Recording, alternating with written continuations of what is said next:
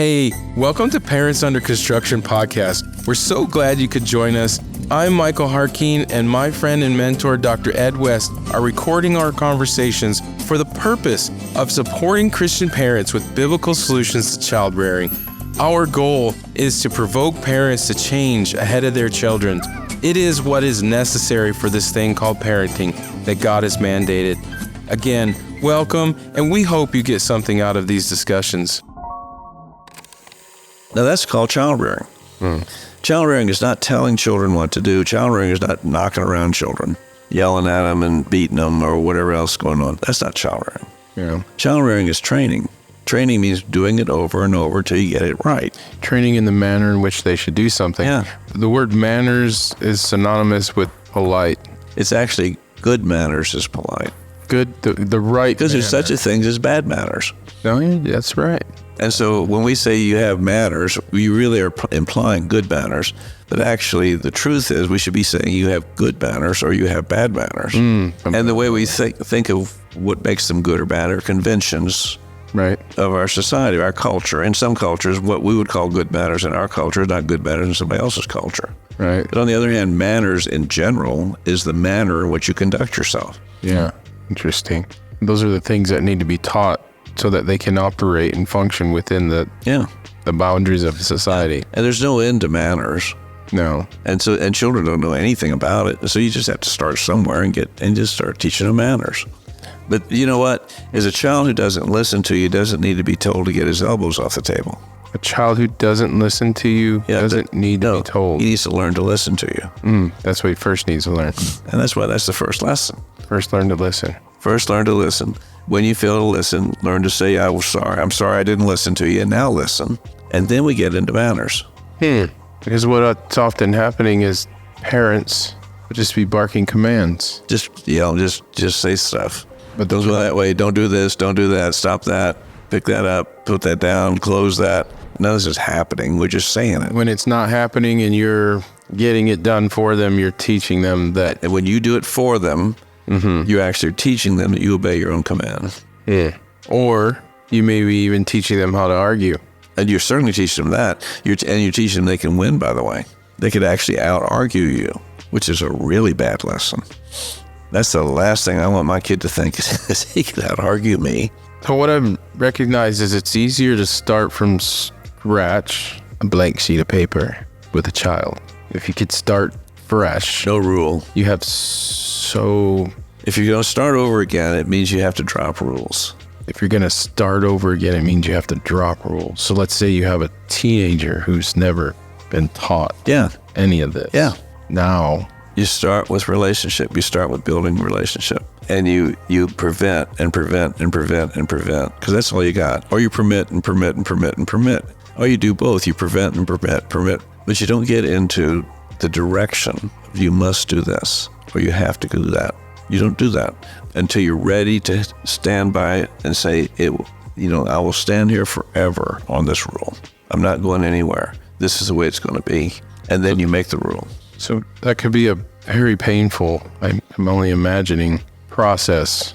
Because now you've sort of set these precedents of things with a kid, and now things are going to be And so the stress is different. On the stress. If you decide I've made a mistake, I have too many rules, I'm doing this wrong, I need to do something about it. The stress now is in you changing. And it's a huge stress to get out of habits that we get into in conversation. Well, again, if the child's been taught certain manners, let's call them bad manners, and you want to correct those manners, now you do have to change the way you're doing it. But now you're going to be confronted with all of those bad manners. Absolutely. And you have to take one of them and say, we'll stop here until we get this fixed. Okay, I'm going to buy a used car. I'll sell you my car for $500. $500? Yeah, but it's as is. Okay, well, $500 for a used car, as is. Okay. Is that a good deal or not? You tell me. Depends on the car. You tell me, would you say $500 sounds suspicious for a car, right? Yeah, unless it's a really old car.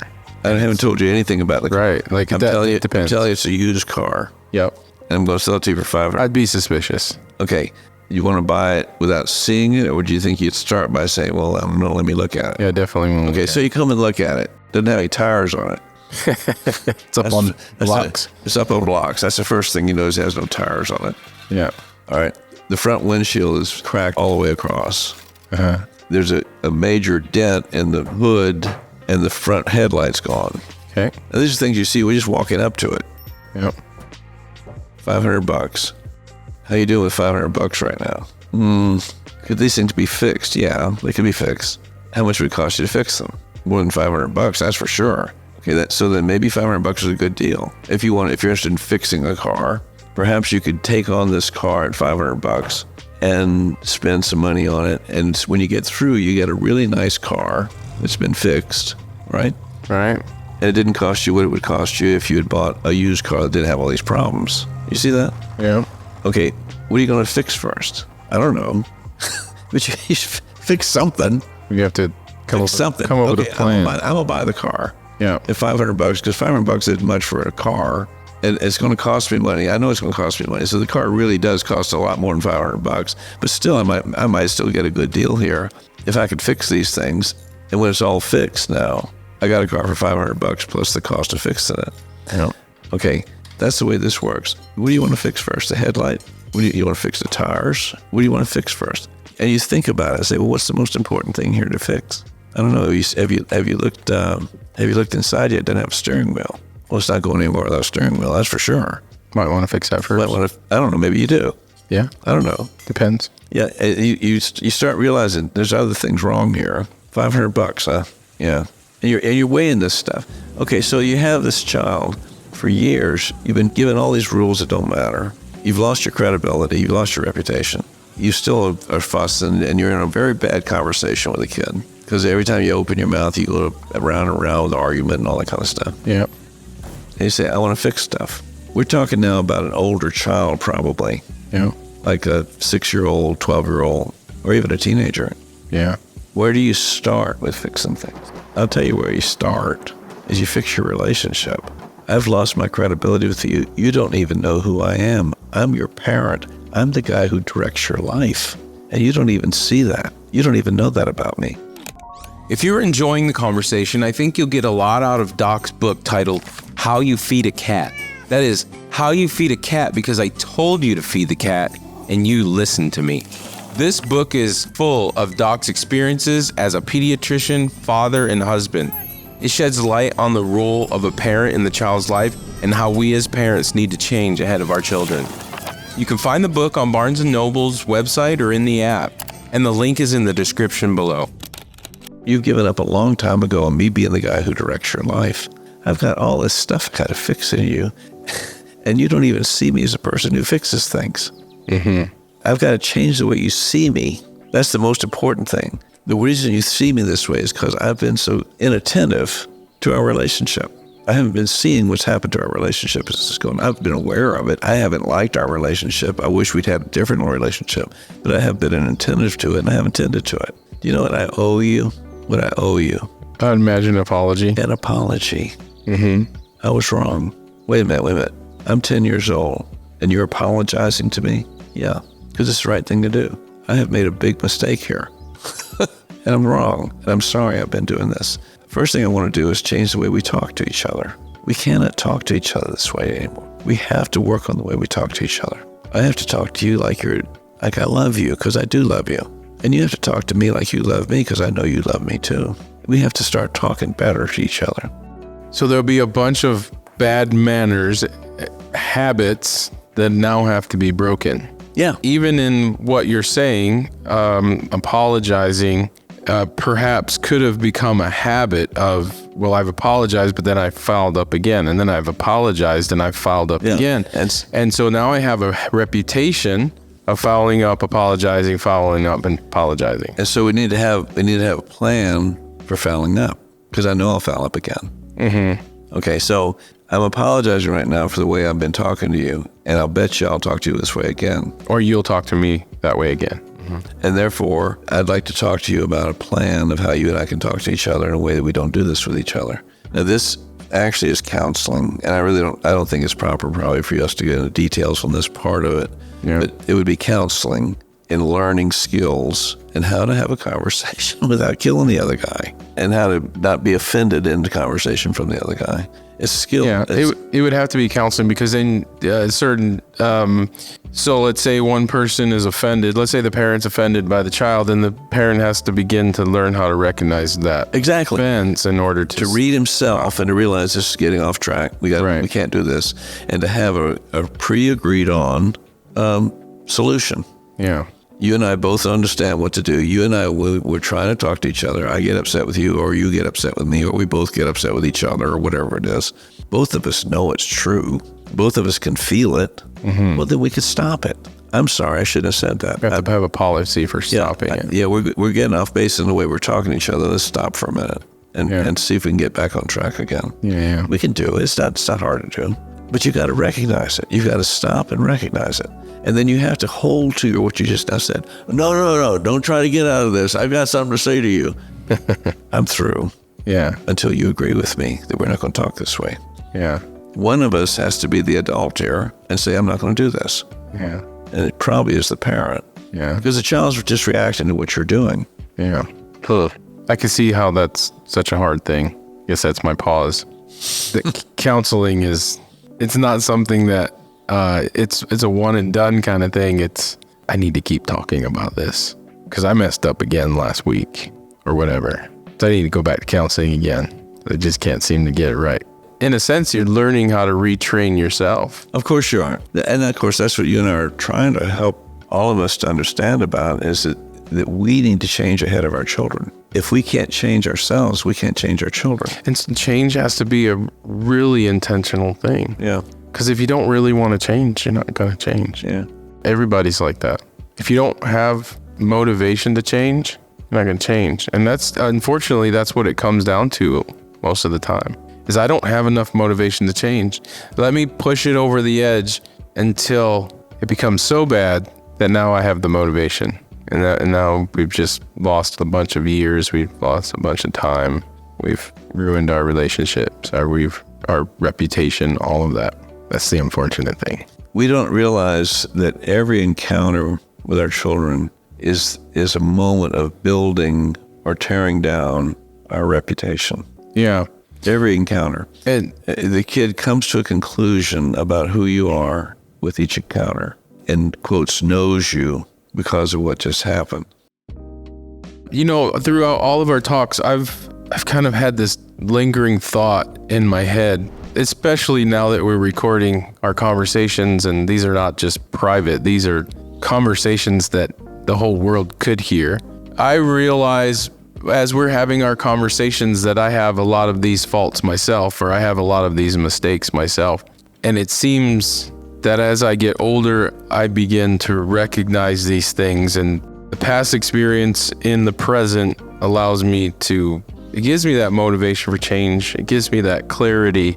And I think that might be a good thing for our conversations, right? You being the teacher in this instance, when we have our conversations, we're having a conversation, but I'm learning a lot from you. It's one thing for two, I guess let's call it wise gurus to have a conversation about something, but I think it's another thing for the listeners to be able to hear that, well, I'm just like that.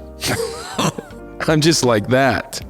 As painful as it is, because it is painful sometimes to be confronted with my own failures, my own saying to myself, okay, I messed that up really bad. So now how do I get that back? How do I fix that? And now let me tell you what I hear with what you're saying, Mike. Mm-hmm. And that is this, that you're teachable. I can hear in what you just now said that you're teachable, which is what a parent needs to see. The kid is ready to be taught. But even, I want to preface this, is that even in my teachableness, I have no clue how this is going to work out.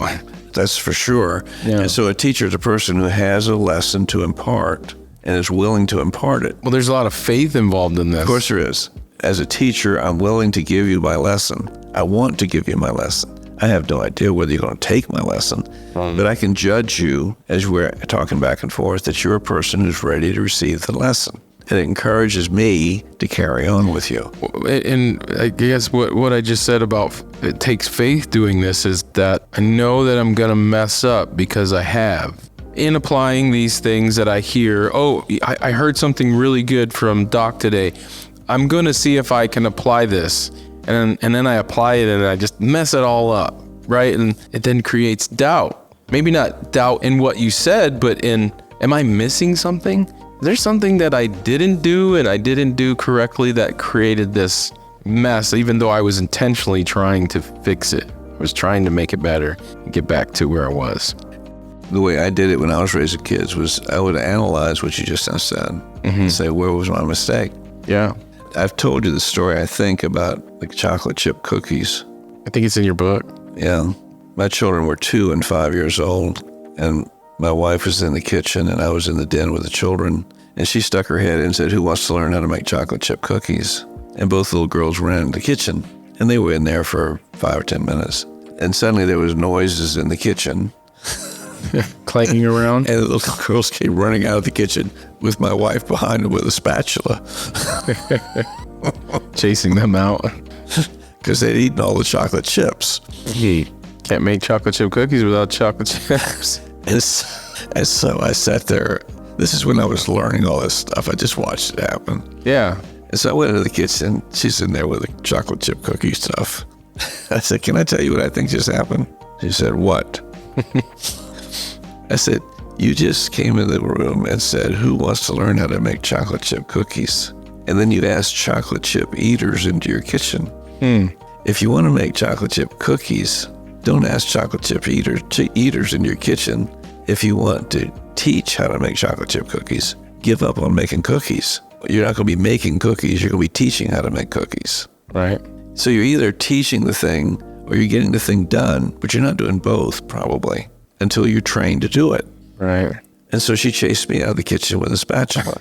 Now, this brings up my wisdom. That was a dumb time to teach her that. Yeah.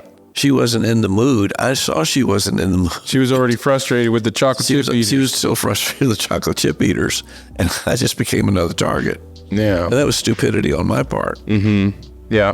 I've learned these things as a husband, but I sometimes still mess it up. I'll open my mouth when it's not the right time. Yeah. And so part of the trick is to do it at the right time.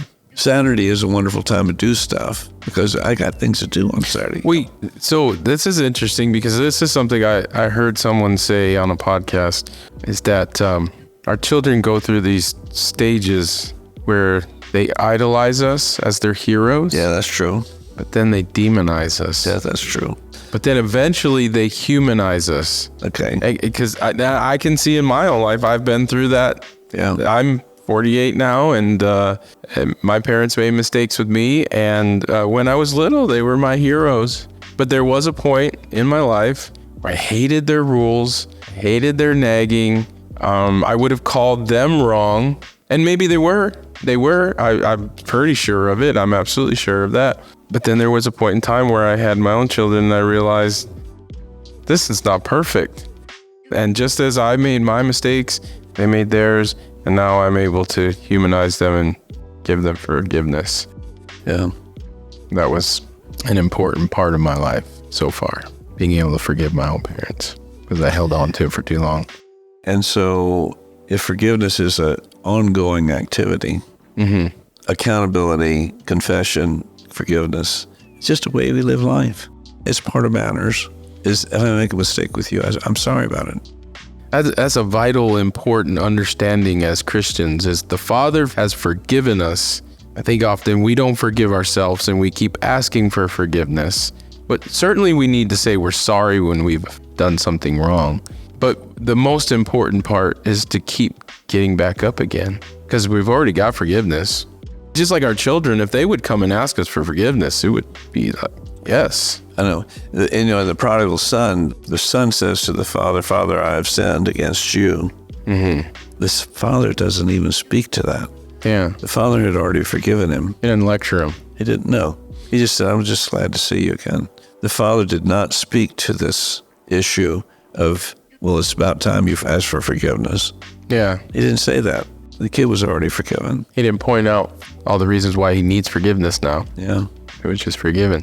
Now, teaching, though, apology is not the same thing. Teaching a child apology is not the same thing as whether or not you forgive him. A parent's forgiveness is a continuous thing. It's a continuous thing to forgive a child. He fouled up again. I forgive him again. Because the word forgive means let it go. I've let it go. It's a manner, right? It's a manner for a parent is to let it go. Now, when I say let it go, I'm not talking about overlook what the child did wrong. I'm saying I don't carry around an emotion about it.